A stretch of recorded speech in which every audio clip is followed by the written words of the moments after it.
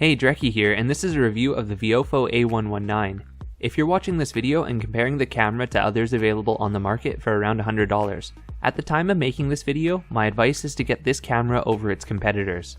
The A119 has great 1440p video and a discrete form factor, giving it above average value.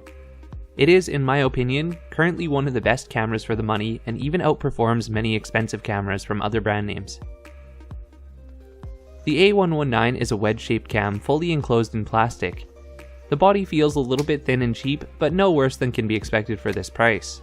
The camera is attached to the car by a VHB tape mount, and the lens turns and rotates so that it points in the direction you want. I'm very fond of this design because once it's set up behind the rear view mirror, it's almost invisible. The camera records automatically with power and beeps loudly if it's not recording. There's a bunch of features, some of them more gimmicky than others, but the important ones to note is that there is two parking modes, one motion detection which can always be left on, and a time lapse which needs to be manually initiated through the menus. If you want to leave the camera on all the time, it's capacitor based, so that means it needs to be hardwired.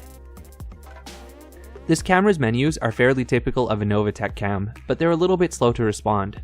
I'll be honest, it's not my favorite menu layout ever, but the good thing is that once the camera is set up, it doesn't really need to be touched until you want to take footage off of it. In daylight, video is excellent.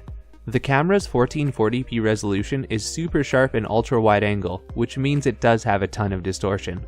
But you can see almost anything. The color and the exposure is decent if a little bit on the cold side. Comparing it to other cameras that run at 1440p, the Viofo tends to be as sharp if not sharper. I'm gonna nitpick here because I'm a bit of a pixel peeper. One of the things I notice is that the center of the frame is tack sharp, but as you get to the edges, it does fall off a little bit.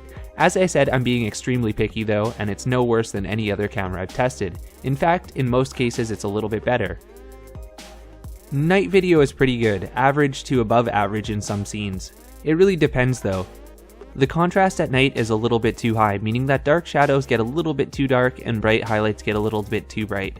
I've tested enough cameras with the OV4689 sensor that I know it can do more dynamic range than this, so Viofo, if you're watching this, that's something you might want to look at. Otherwise, there's not very much issue with night. In the city, lit by streetlight, it's fantastic. Everything is vibrant, colorful, and clear. But in the country at night, on roads only illuminated by headlights, it definitely feels like the camera could see a little bit more than it does currently, if it has some firmware tweaks. I'm going about 60 kilometers per hour, just heading up the road here at a normal pace. So this is a good comparison of what it sounds like with a little bit of engine noise in the background. Also, I have my fans at 3/4, so they're quite loud too. Hopefully this gives you a good idea of what the clarity of the audio is. Audio from this camera is clear even while driving. It tends to be a little bit on the quieter side, which means less road noise, but it heard everything I said while I was talking to it at a normal volume. It's not exactly a camera for vlogging on the road, but it does the job fine. As I mentioned earlier, the Viofo has a few other features too, and they're more or less gimmicks. There is a lane departure warning system and a front collision warning system.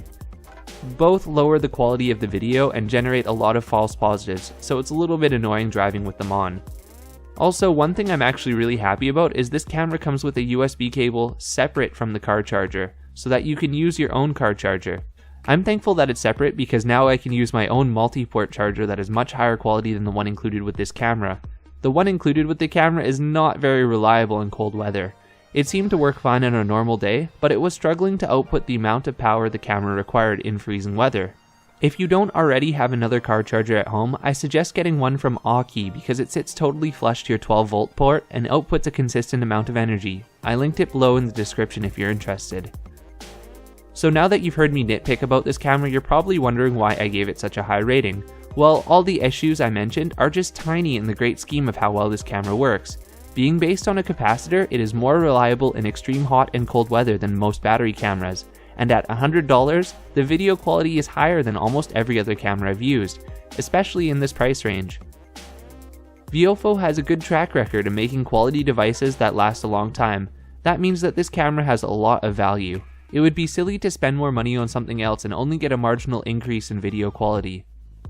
Make sure you get a fast memory card for this camera too, as its video bitrate can go up to around 28,000 kbit per second.